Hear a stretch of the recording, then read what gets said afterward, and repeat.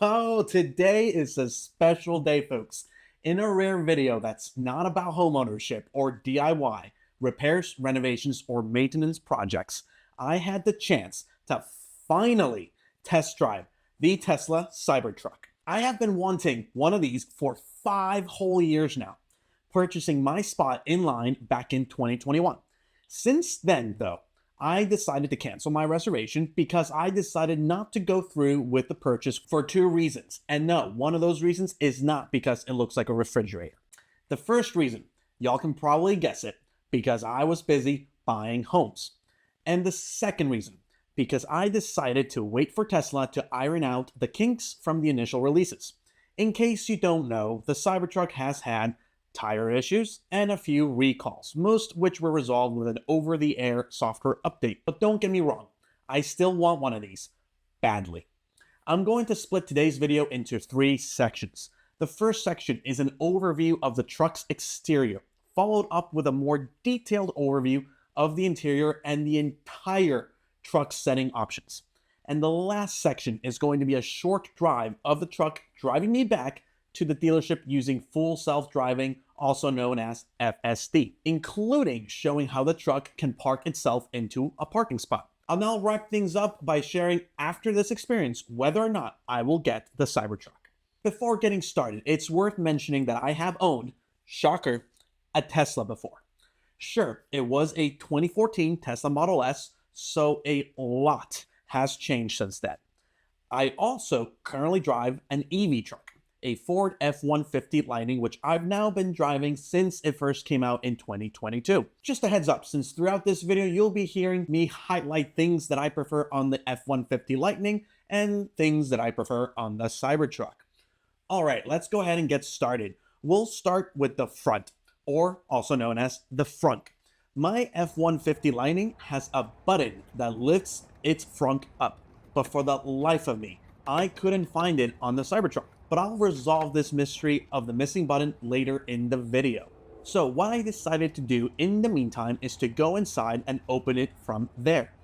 To unlock the truck, you simply tap the card below the camera. I realized that the side view mirrors folded down and that the truck was locked. Okay, I guess you can tap to lock it also. So I decided to tap the card again, and this time the side view mirrors opened up, which means that the truck was now unlocked. I think. Pushing the button here ended up opening the door, thankfully. Ah, look at how cool that embedding is. Only found on the limited Foundation Series trims. Now that we're inside, let's find out where I can open the frunk from. Looking at the display, this looks promising. Clicking on open does the trick. Let's take a look inside the frunk. First impressions. It looks gorgeous, but it is tiny compared to my F150 Lightning. But listen, no complaints here. You still have storage for tools or other smaller things. But definitely not the keg that I can put inside my F150 Lightning's frunk for tailgating, nor the ability to put a suitcase inside. But let's be honest, a smaller frunk is NBD. Over here is the washer fluid container. What a world we live in where we still have to manually fill up our windshield wiper fluid. Come on, Elon, get on it and have this be automated for God's sake. Kidding aside, we're done here. Let's close up the frunk. And no, folks, I am not an influencer or that kind of content creator that will do the stupid, let me put my hand in between the frunk and see if it cuts it off attention video. You can watch dumb content like that elsewhere. Okay, let's look at the back now. I've gone ahead and opened the tailgate already, and the first thing I notice are these holes found on both sides of the truck, which I presume is going to allow for a lot of customizations with peripherals. I haven't seen this before, so I don't actually know what they're for though.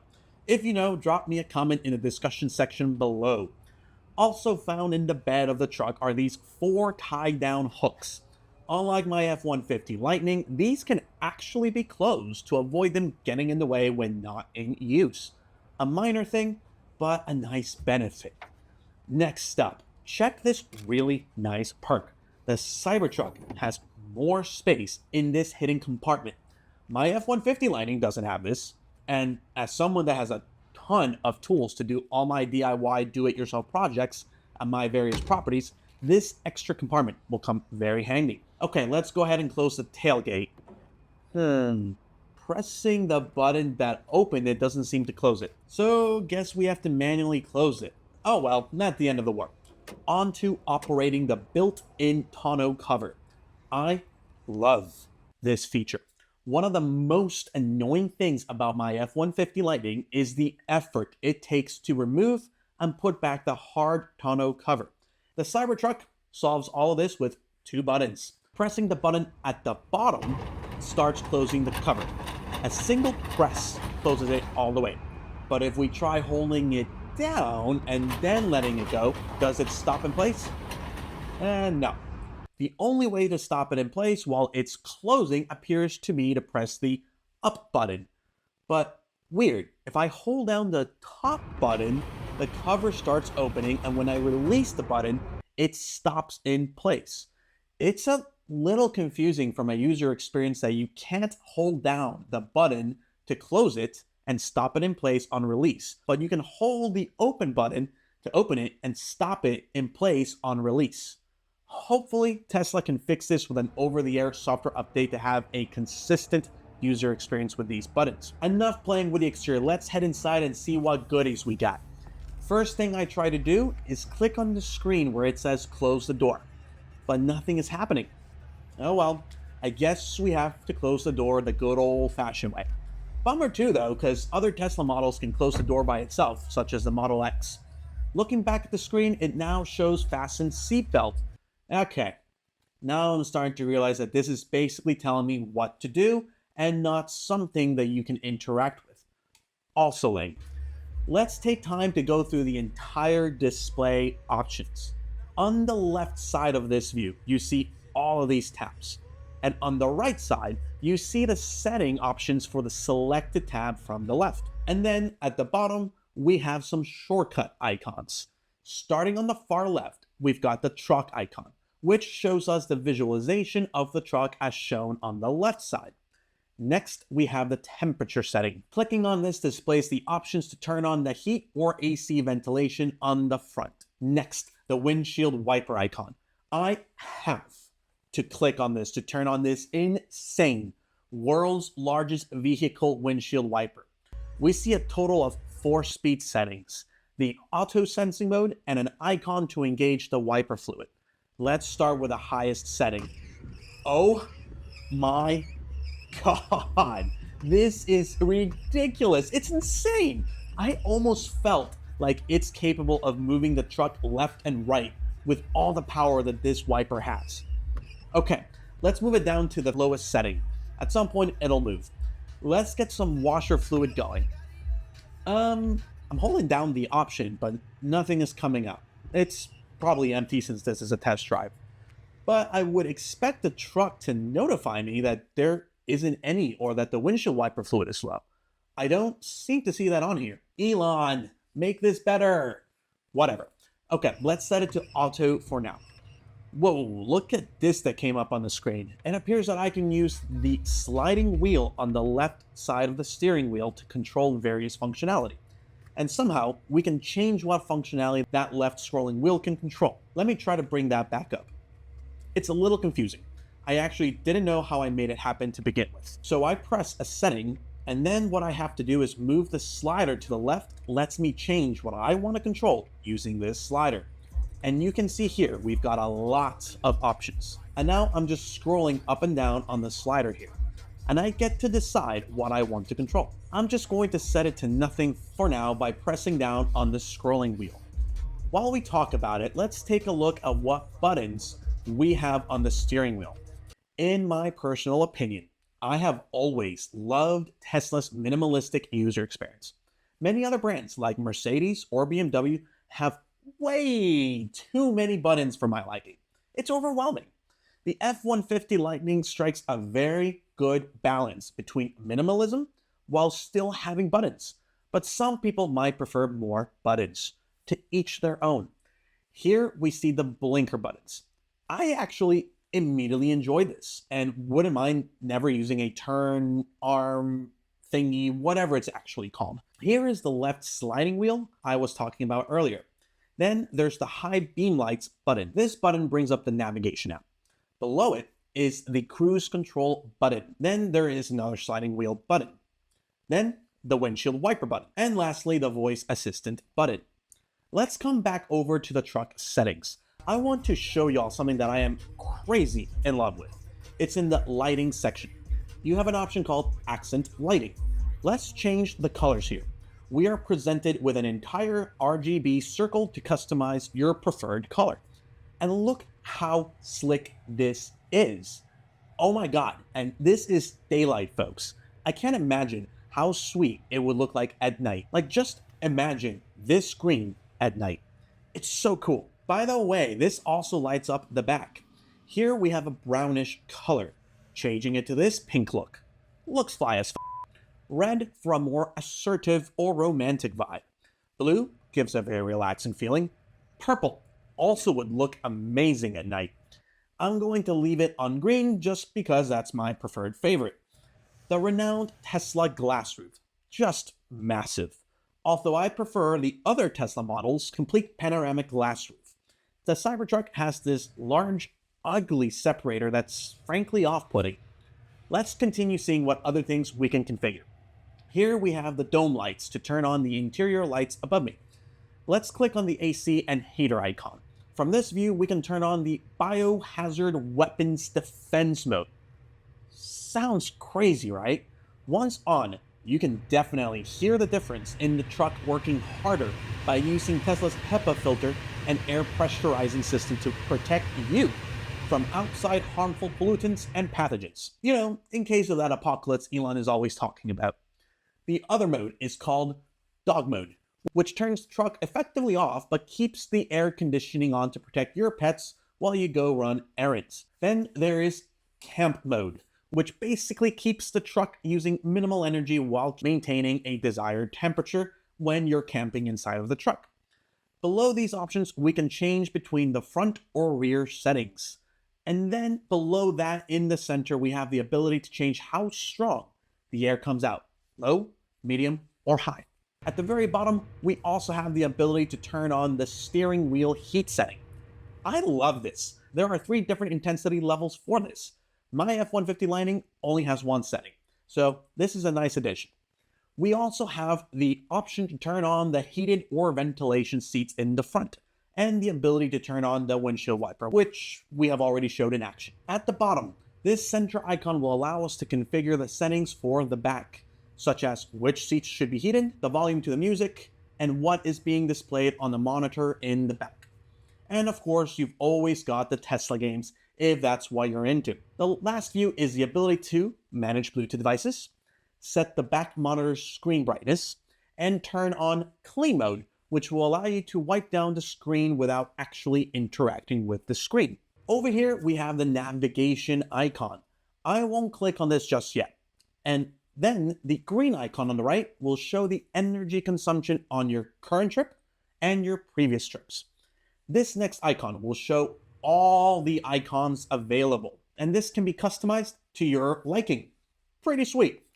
Let's take a look at these. We've got the front defrost, left seat ventilation, heated steering, climate settings, windshield wiper settings, the rear settings, the navigation settings, the camera settings, the dash cam settings, the energy settings, the phone, the calendar, messages, Zoom, because why not?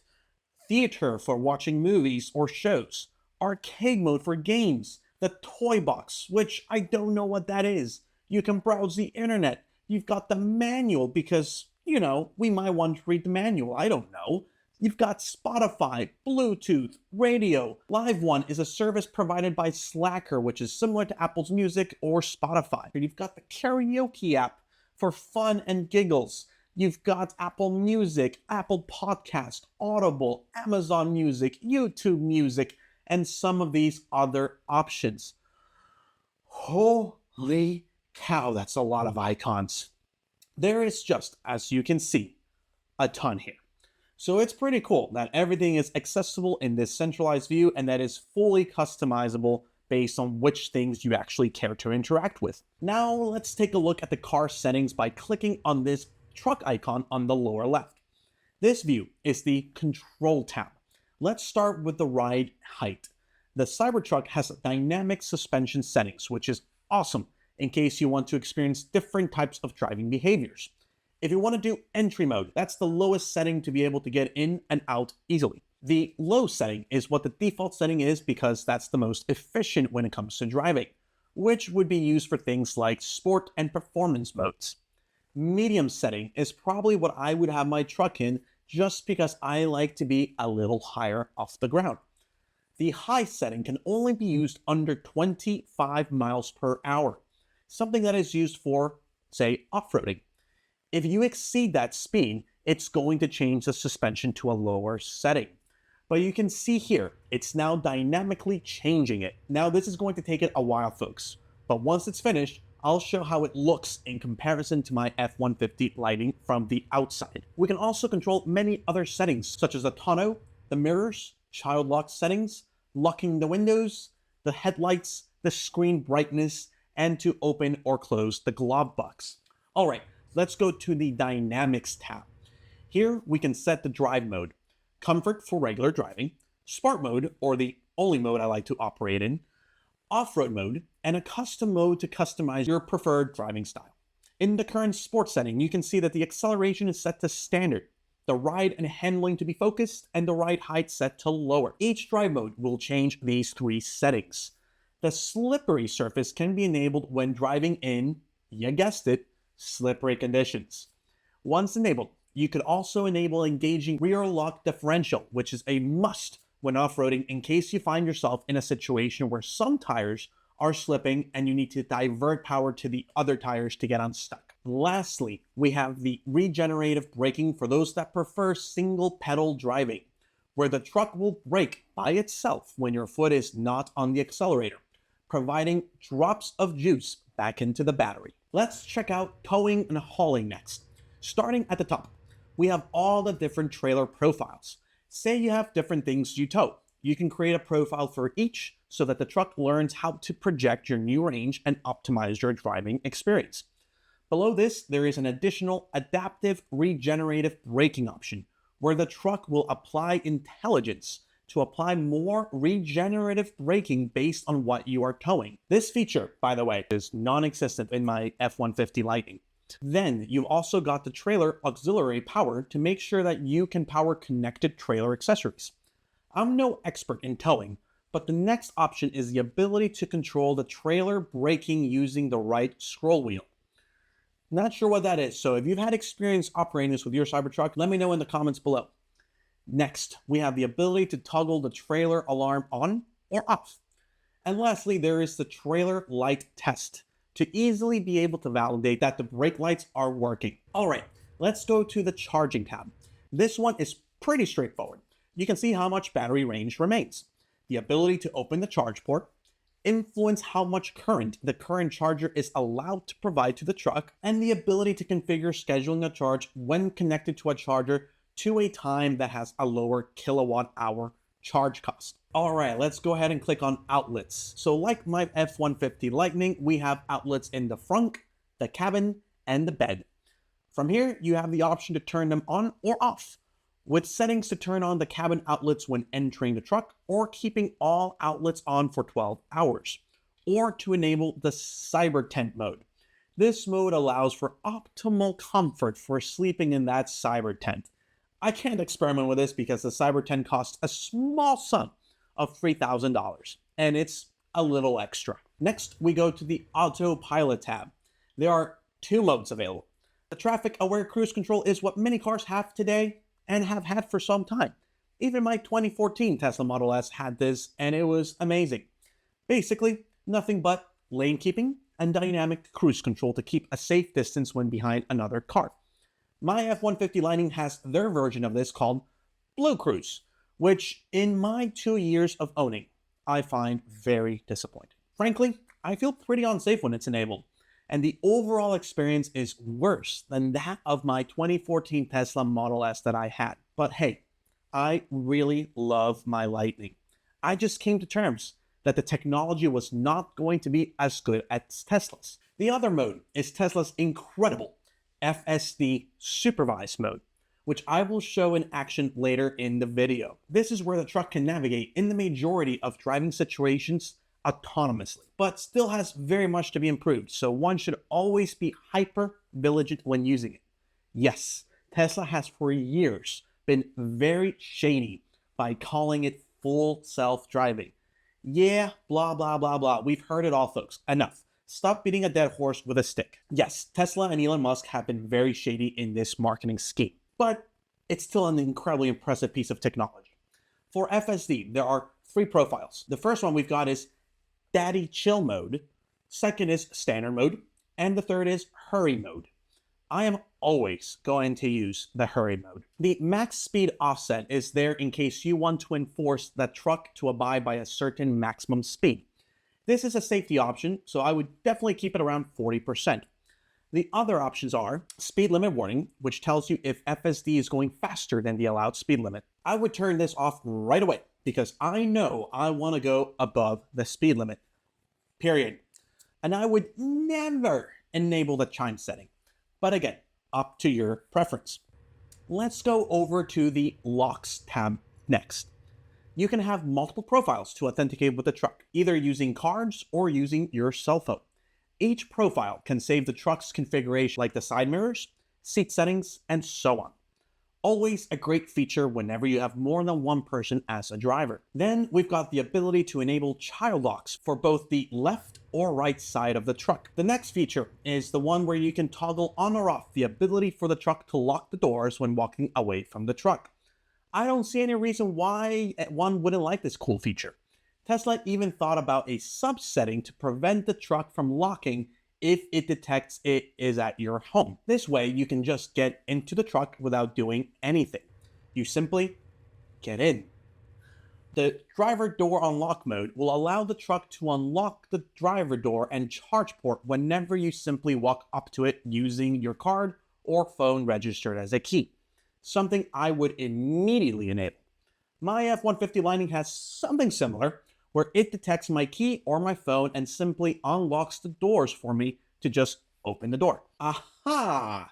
And here is the hands-free Frunk. So now I realize that all I had to do was stand in front of the Frunk and it would open by itself.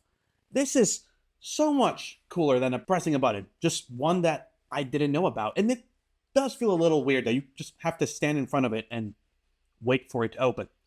But what's cool also about this is this was a feature that was added via an over-the-air software update. Another thing Tesla prevails over any other car maker. Next is the unlock on park option. Once you put the truck in park, this option determines whether the door should unlock automatically or not. Given this could be a security issue, it is up to your preference on whether you want to turn this on or keep it off. The car left open notifications tells you in your app whenever things are left open. I like this because sometimes I just forget to do things with how automated things are nowadays. Then we've got the lock confirmation sound. Same thing. I like to have a sound just to tell me things are locked. Similar with the closed windows unlock. I love this. My F-150 Lightning doesn't do that. And sometimes I turn off the truck and forget to close the windows, forcing me to turn on the truck to then close the windows. Yeah, I know, people, small world problems. But we live in an amazing time where this inconvenience is frankly worth mentioning. Lastly, on this view, there is the My IQ Connected Garage option to automate the opening of your garage door when you approach it. Another neat convenience feature. All right, we've already touched on this lights tab, so I'll skip over this. Let's go over to the seats tab. Here we can control everything about the seats in the front and back. But wait, what is this? Oh, this is cool, folks. You get to control the passenger seat distance from the screen. I love this. Let me tell you what. Sometimes my passenger seat is all the way back because I have tall friends. But when it's like that, I hate having to reach all the way across the truck and then press the button on the side of the seat to move the passenger seat closer to the front so that folks in the back have more space. So the fact that I can now finally do this from the screen is amazing. Thank you, Tesla. All right, onto the display settings. Here we've got the appearance mode preference: light, dark, or automatic. On automatic, if it's nighttime, it will switch to dark mode. If it's daytime, it'll be in light mode. The reduce blue light option, I recommend to keep this enabled. At night, it's just better for your eyes. The Cybertruck logo option will show the Cybertruck introduction when the display powers on. I think that's pretty cool, so I would keep that on, but up to you. Brightness lets you configure, well, the brightness of the screen. Easy enough. The rear view camera option lets you control when the camera is displayed on the screen. Honestly, just go ahead and leave this on auto. The automatic blind spot camera shows all of the side cameras whenever you turn on the turn blinker. This is insanely cool as well. I would not disable this, but I don't know. You have the option to do so if you prefer. Lastly, at the bottom, you have the option to set the screen to clean mode, where you can wipe it down without having it react to the touch. Moving on to the schedule tab, there are 2 events to set rules for. The first is called preconditioning, which lets the truck heat up the battery so it's ready to be used at a set time. This helps with fast charging as well as when preparing to drive, especially when the temperature is very low. The other event is the charge rules, which basically lets you specify certain hours when you want the truck to charge when plugged in. This can help reduce your charging costs by charging when the cost per kilowatt hour is at its lowest. Alright, the safety tab. The first setting is Sentry mode. This is basically a must, especially with a Cybertruck and Tesla cars.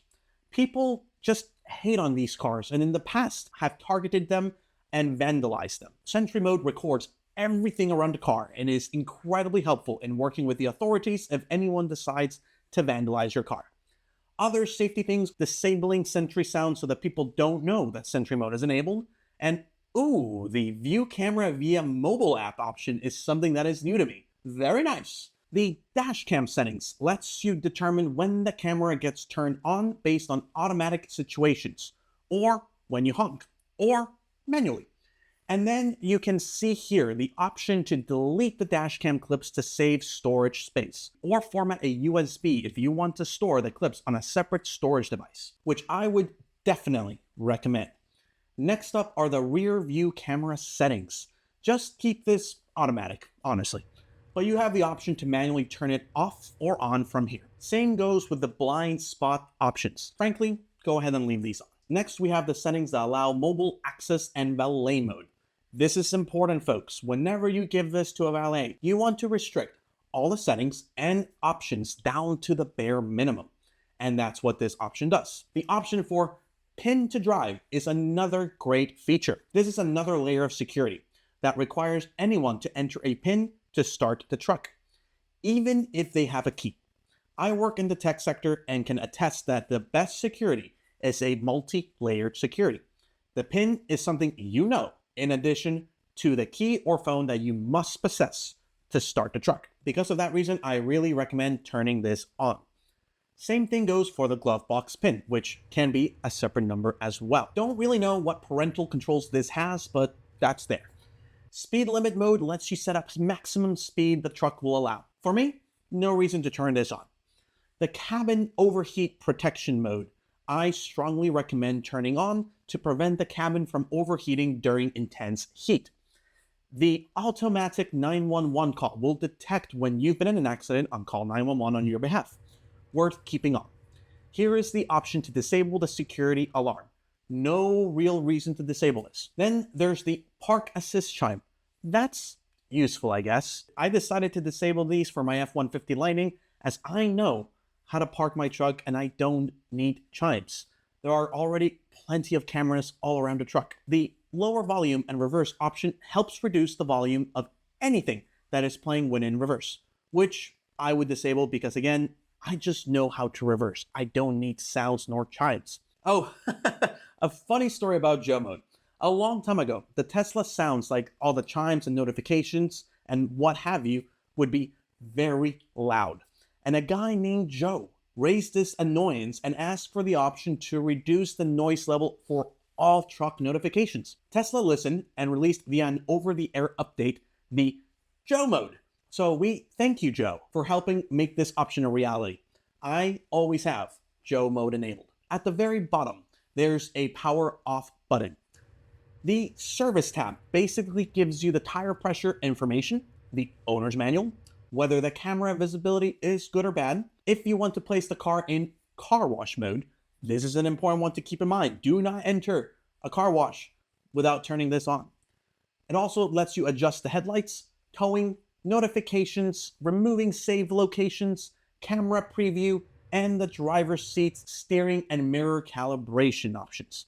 The ability to clear browser data, to place the truck in jack mode, and ooh, this is useful, the ability to heat the charge port if it is frozen during very cold temperatures. My F150 Lightning sure as hell doesn't have this. Neat. Over to the software tab.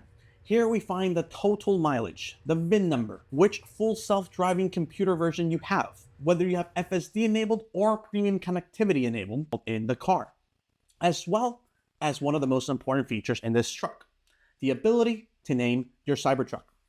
This demo one is apparently called Mad Max. Very fitting. Let's go over to the navigation section. By the way, at this point, the dynamic suspension finished going from entry mode to high mode. Although on this video, time lapse has been a lot longer. It took the truck a total of 2 minutes to finish going from entry mode to high mode. Look at all the cool navigation things we have here, by the way. Starting from the top, the use HOV lanes tells FSD whether it's allowed to use the HOV lane or not. Sweet. This is really important because if you're driving by yourself, you don't want your truck to automatically go on the HOV lane, otherwise you're going to get a fine. Or if you're driving with multiple people, you want your truck to go to the HOV lane when appropriate. The automatic navigation appears to allow FSD to know where to go based on your calendar, whether that is home, work, or location set on the calendar event. I love this. I think that's so cool. A little creepy, but cool. That trip planner is amazing. It basically lets the software plan out what Tesla supercharger stops you should make in order to arrive at your desired destination. The user experience for this is unparalleled. Not only does it tell you which superchargers you should stop at, but it also tells you how long you need to stay at each one to charge for before continuing onto your trip. The online routing option allows the navigation to leverage online data to take into account traffic conditions to optimize your route. The reroute to save option lets you tell the software how much time you want to save in order to justify rerouting. The speed camera chime is a must. It uses Tesla's navigation system and crowdsourced information to notify you whenever you are in an area known to have a speed detector. The last two settings are whether to avoid tolls or ferries when you use the navigation. Over to the Trips tab. This just tells us the usual information about the current trip, trip A, trip B, and the information since the last charge. The last two tabs are for Wi-Fi options and Bluetooth options. Nothing really to cover here, pretty standard stuff. Let's switch our focus to the truck visualization on the left. You can rotate the view all around the truck, zoom in and out, and interact with any part of the truck that has a white square. Clicking on the frunk will present you with the option to open or close the frunk. Clicking on the suspension lets you change the suspension mode. As you know, we are currently in the high setting. Clicking on the back left part of the truck lets you open the charge port. On the rear of the truck, you can open or close the tailgate, and nearby also operate the tonneau cover. Before we go on, I have to show you all an Easter egg. Back when Elon was first announcing the Cybertruck in 2019, he wanted to show that throwing a steel ball the size of a baseball would not break the glass. But unfortunately, once they threw it, well, just listen to what happened. Oh my God. Oh man. I loved watching this live. You heard Elon organically react in shock when the glass shattered on the first throw. And then they threw it on the back and it also shattered. But in their defense, it didn't fully break the glass. It just cracked it. To get out of the truck, all you have to do is press this button in the front, which is a little different, but very typical now in most Teslas. Let me show y'all how this Cybertruck looks like in high suspension mode compared to my white F150 Lightning. You can see it's a sizable truck once that's lifted all the way up. It's just slightly shorter than my truck, but the actual length is just about the same. Let's take another look here from the side. Just look how gorgeous. Again, my personal opinion here, but I love the look of a Cybertruck. I mean, it's just incredible. All right, folks, let's move on to show a demo of FSD mode. Because this is a test drive, I didn't really have a long distance to go, and I also wasn't given a lot of options to go through. But you can see the steering wheel not being touched. I'm not going to brake, I'm not going to do anything. I'm just going to watch. I love these visualizations, by the way. They have come a long, long way from 2018 when I had my Tesla Model S.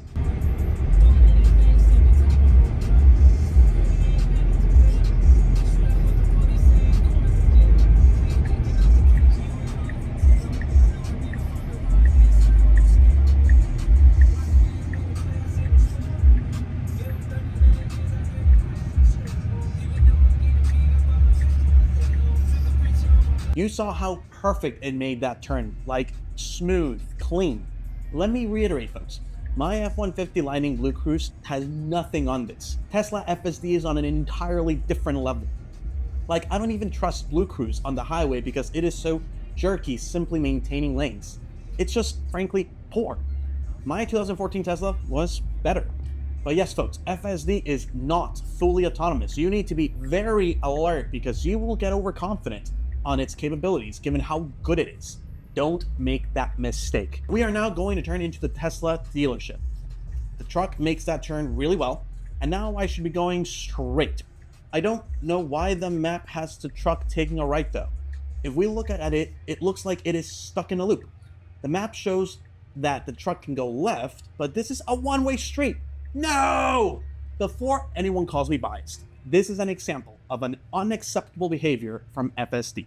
How is the software not detecting that the arrow shows it is one way? Not good. I took control and drove myself closer to the parking area. Once near where I wanted to park, I engaged the self-parking capability. Check it out, parking all by itself. Again, this has come a long way since 2018. My Tesla back then never did a good job with self-parking.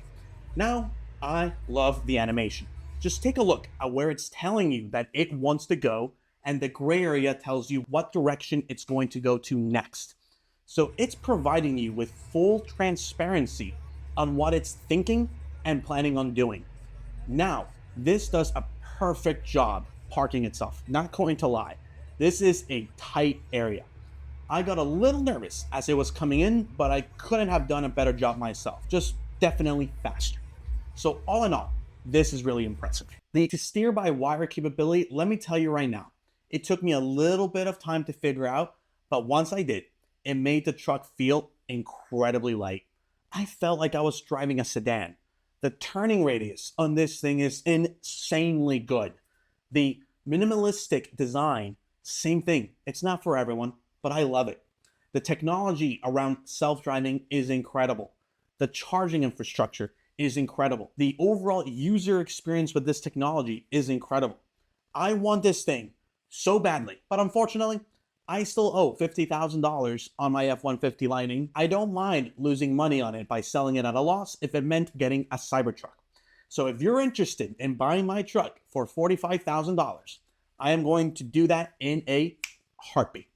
I'll get a Cybertruck and I'll be a happy camper. I hope folks found this video informative. If you're interested in more content around EVs, go ahead and check out the video I made above. It is all about how to think about charging, overcoming range anxiety, knowing about the various charging options you have across Electrify America, EVgo, ChargePoint, Tesla superchargers, and more. And as always, folks, thank you so much for watching. Hope everyone has a great day, and till next time.